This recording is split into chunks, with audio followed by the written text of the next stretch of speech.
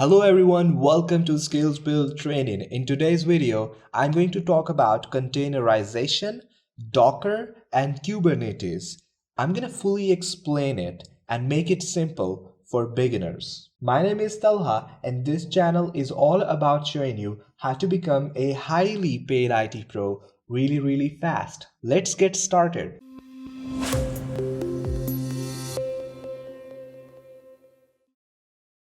You have heard a lot about Kubernetes, and you might have gone through a bunch of blogs and videos, but you still have confusion in understanding the true concept and need of Kubernetes. And yet, you are unable to grasp the concept because you do not understand the history of it. So this video will clear all the dirt from this difficult concept, and at the end of this video, you will have all the basic and clear knowledge about Kubernetes to get started. Make sure that you watch this video till end. In this video, we will first go through a little bit of history so that we can understand that why do we need Kubernetes and what problems do we have that are resolved by Kubernetes. And later on, we will cover all the basic concepts like what is containerization, what are nodes, what is a cluster of nodes, and the concept of pods. Let's jump in and start understanding the true concept and the true usefulness of Kubernetes by going back in time. Let's talk about history of Kubernetes, the need of containers and the rise of containerization. There was a traditional deployment era. Early on, organizations ran applications on physical servers. There was no way to define resource boundaries for applications in a physical server, and this caused resource allocation issues. For example, if multiple applications run on a physical server, there can be instances where one application would take up most of the resources, and as a result, the other applications would underperform. A solution for this would be to run each application on a different physical server. But this did not scale as resources were underutilized and it was expensive for organizations to maintain many physical servers. As a solution, virtualization was introduced. It allows us to run multiple virtual machines on a single physical server's CPU. Virtualization allows applications to be isolated between VMs, and it provides a level of security as the information of one application cannot be freely accessed by another application. Virtualization allows best utilization of resources in a physical server and allows better scalability because an application can be added or updated easily. It reduces hardware costs and much more. With virtualization, you can present a set of physical resources as a cluster of disposable virtual machines. Each virtual machine is a full machine running all the commands or components, including its own operating system on top of the virtualized hardware. And then came the container deployment era. The major question is that what is a container? Containers are similar to virtual machines, but they have relaxed isolation properties to share the operating system among the applications. Therefore, containers are considered lightweight. Similar to a virtual machine, a container has its own file system, share of CPU, memory process space, and more. As they are decoupled from the underlying infrastructure, they are portable across clouds and operating system distributions. Containers hold a microservice or app and everything it needs to run. Everything within a container is preserved on something called an image, a code-based file that includes all libraries and dependencies. But if you are still confused between container and virtual machine and comparing a container with a virtual machine, then they are not the same. Indeed, Containers are typically measured by the megabyte, while virtual machines are typically measured by the gigabyte. Containers don't package anything bigger than an app and all the files necessary to run, and are often used to package single functions that perform specific tasks known as microservice. On the other hand, contrary to the containers, virtual machines usually contain their own operating systems, allowing them to perform multiple resource-intensive functions all at once. The lightweight nature of containers and their shared operating system makes them very easy to move across multiple environments. So containers are often referred to as lightweight, meaning they share the machine's operating system kernel and do not require the overhead of associating an operating system with each application. Containers are inherently smaller in capacity than a virtual machine, and they require less startup time, allowing far more containers to run on the same compute capacity as a single virtual machine. Containers have become popular because they provide extra benefits in different situations. If we talk about continuous development, integration, and deployment, then it performs better due to image immutability. If we talk about dev and ops separation of concerns, then it helps you create application container images at build or release time rather than the deployment time.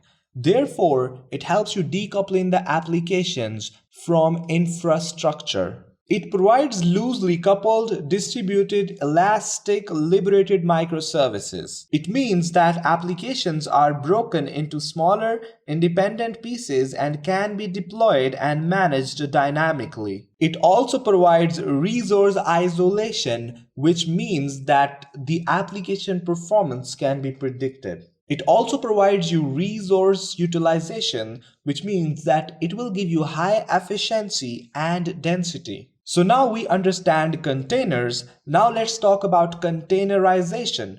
What is containerization? The question is. Containerization allows developers to create and deploy applications faster and more securely. With traditional methods, code is developed in a specific computing environment, which, when transferred to a new location, often results in bugs and errors. Containerization eliminates this problem by bundling the application code together with the related configuration files, libraries, and dependencies required for it to run. This single package of software or container is abstracted away from the host operating system, and hence it stands alone and becomes portable. Portable means that it's able to run across any platform or cloud, free of issues. The concept of containerization and process isolation is decades old, but the emergence of the open source Docker engine in 2013, an industry standard for containers with simple developer tools and a universal packaging approach, accelerated the adoption of this technology. Alright, now if we try to put the concept containerization in a nutshell, containerization allows applications to be written once and run everywhere. The portability is important in terms of the development process and vendor compatibility. It also offers the remarkable benefits like portability, agility, fault isolation, ease of management, and security. If we talk about in the sense of application containerization, then containers encapsulate an application as a single executable package of software that bundles application code together with all the related configuration files, libraries, and dependencies required for it to run. Containerized applications are isolated in that they do not bundle in a copy of the operating system. Instead, they bundle into an open source runtime engine, which is of course Docker runtime engine, and then it comes into the picture. Now let's talk about Docker, what it is. Docker Runtime Engine is installed on the host's operating system and becomes the channel of containers to share an operating system with other containers on the same computing system. Today, Docker is one of the most well-known and highly used container engine technologies, but it is not the only option available. Docker is a platform for developing, shipping, and running applications. With Docker, we can manage our infrastructure in the same ways we manage our applications. By taking advantage of Docker's methodologies for shipping, testing, and deploying code quickly, we can significantly reduce the delay between writing code and running it into the production. Docker provides the ability to package and run an application in a loosely isolated environment called a container. The isolation and security allow us to run many containers simultaneously on a given host. Docker provides tooling and a platform to manage the containers and deploy our application into our production environment as a container or an orchestrated service. This works the same whether your production environment is a local data center, a cloud provider, or a hybrid of the two. Now, let's talk about Docker architecture. Docker uses a client-server architecture. The Docker client talks to the Docker daemon, which does the heavy lifting of building, running, and distributing your Docker containers. The Docker client and daemon can run on the same system, or we can connect a Docker client to a remote Docker daemon. The Docker client and daemon, they both communicate using a REST API, and they do that over a Unix socket or a network interface. Another Docker client is Docker Compose. This allows us to work with applications consisting of a set of containers.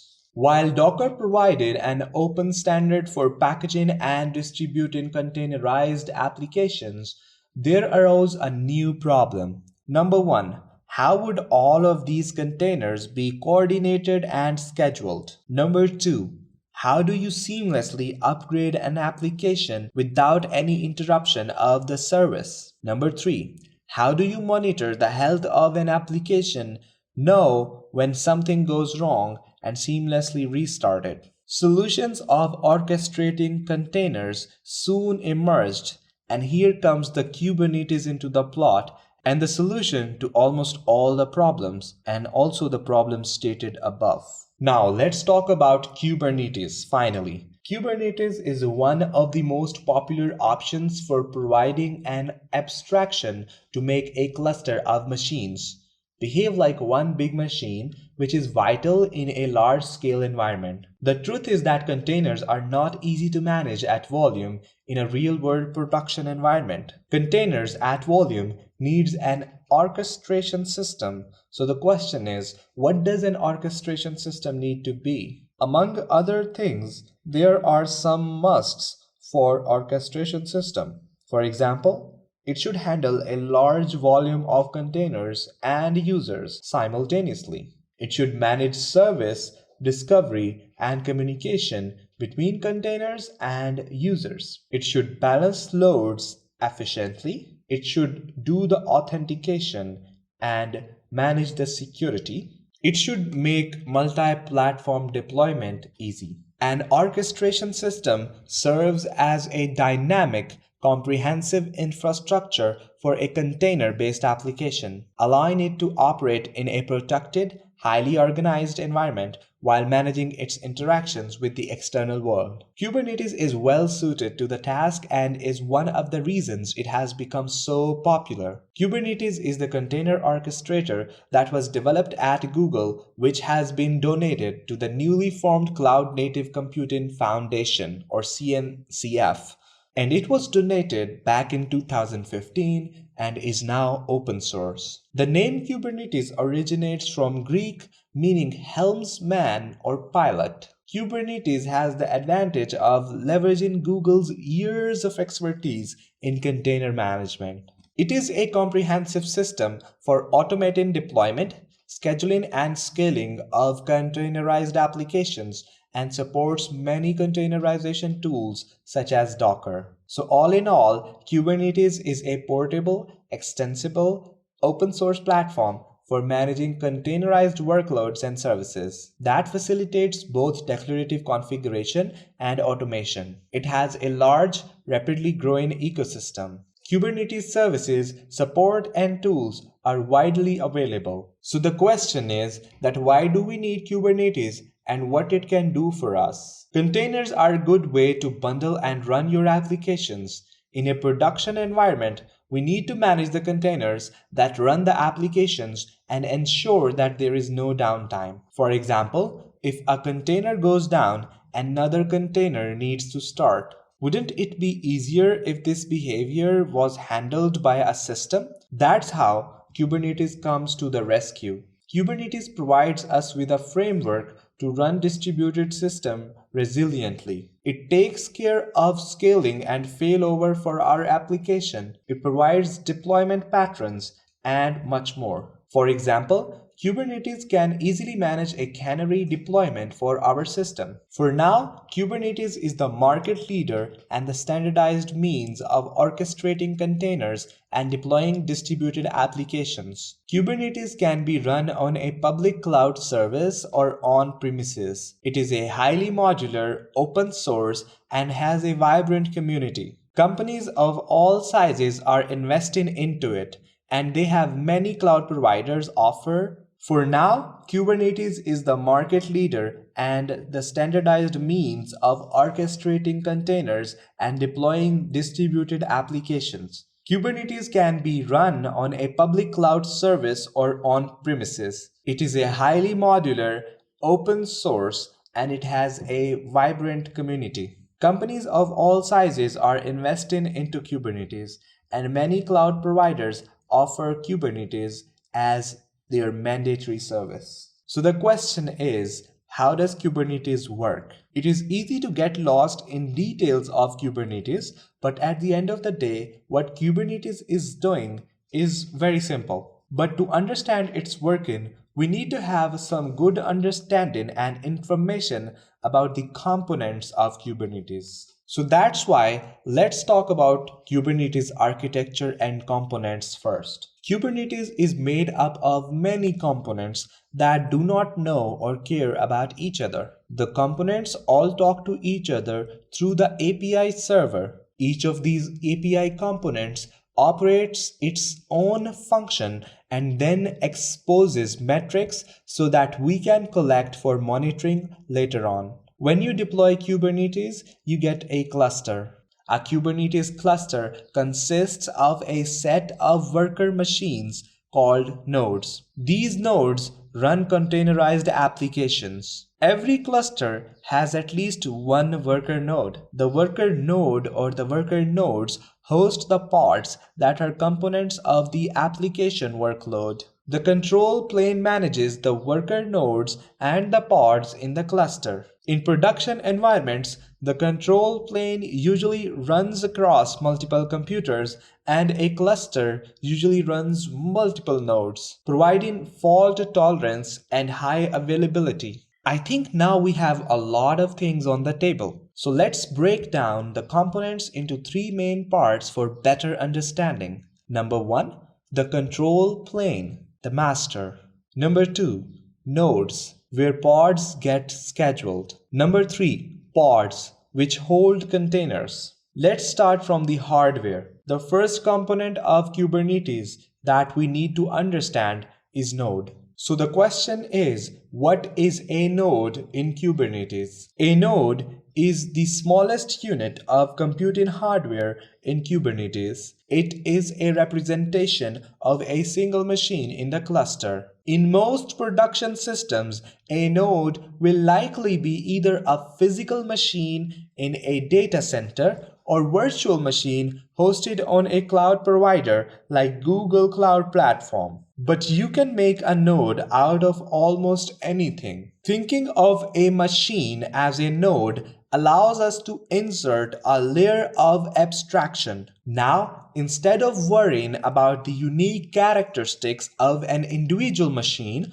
we can instead simply view each machine as a set of CPU and RAM resources that can be utilized. In this way, any machine can substitute any other machine in a Kubernetes cluster. So let's talk about cluster now. Although working with individual nodes can be useful, but it's not the Kubernetes way.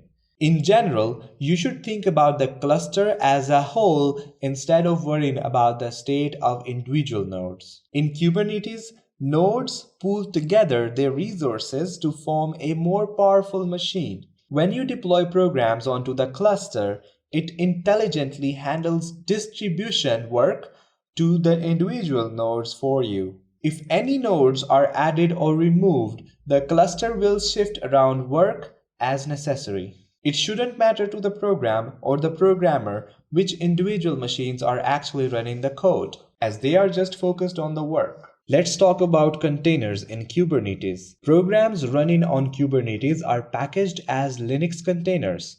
As we already know that containerization allows us to create self-contained Linux execution environments. Any program and all its dependencies can be bundled up into a single file and then shared on the internet. Anyone can download the container and deploy it on their infrastructure with very little setup required.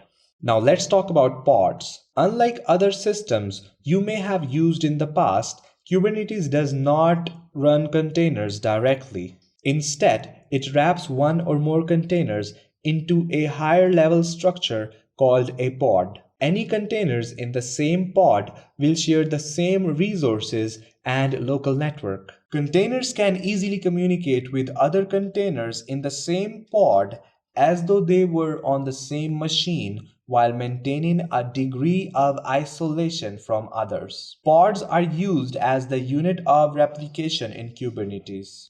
If your application becomes too popular and a single pod instance can't carry the load, Kubernetes can be configured to deploy new replicas of your pod to the cluster as necessary. Even when not under the heavy load, it is standard to have multiple copies of a pod running at any time in a production system to allow load balancing and failure resistance. If we talk about deployments, although pods are the basic unit of computation in Kubernetes, they are not typically directly launched on a cluster. Instead, pods are usually managed by one more layer of abstraction, and that is the deployment. A deployment's primary purpose is to declare how many replicas of pod should be running at a time. When a deployment is added to the cluster, it will automatically spin up the requested number of pods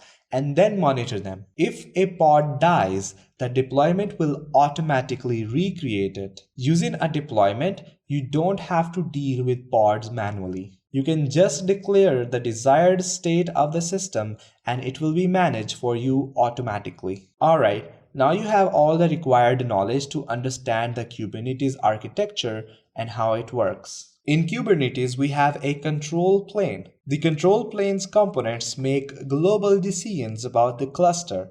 For example, they make a decision about scheduling, as well as detecting and responding to cluster events. For example, starting up a new pod when a deployment's replicas field is unsatisfied. So in short, the control plane is the orchestrator.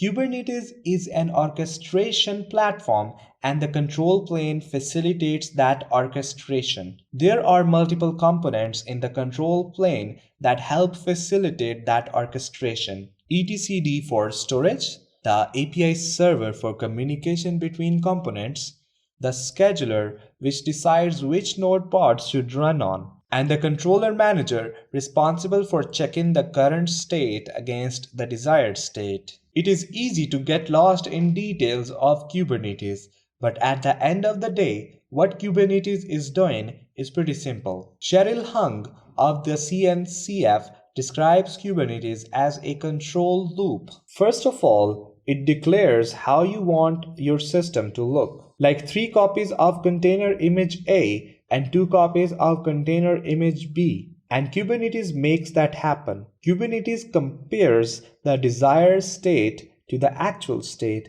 and if they aren't the same, it takes steps to correct it. So summarizing all up and all in all, Kubernetes provides us with 1. Service discovery and load balancing. If I were to explain it, Kubernetes allows us to automatically mount a storage system of our choice, such as local storages, public cloud providers, and more. The second thing it provides is the automated rollouts and rollbacks. If I were to explain this, then you can describe the desired state of your deployed containers using Kubernetes, and it can change the actual state to the desired state at a controlled rate. For example, you can automate Kubernetes to create a new containers for your deployment, remove existing containers, and adopt all the resources to the new container. The third thing it provides us with is automatic bin packing. You provide Kubernetes with a cluster of nodes that it can use to run containerized tasks. You tell Kubernetes how much CPU and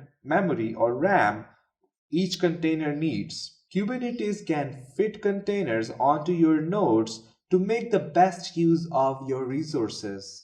The fourth thing that it provides us with is self-healing. Kubernetes restarts containers that fail, replaces containers, kills containers that don't respond to your user-defined health check, and doesn't advertise them to the clients until they are ready to serve. The fifth thing Kubernetes provides us with is secret and configuration management. Kubernetes lets you store and manage sensitive information such as passwords, auth tokens, and SSH keys. You can deploy and update secrets and application configuration without rebuilding your container images and without exposing secrets in your stack configuration. There are some general misconceptions about Kubernetes as well. So we'll also tell you what Kubernetes is not and what it does not provide. Kubernetes is not a traditional platform as a service system,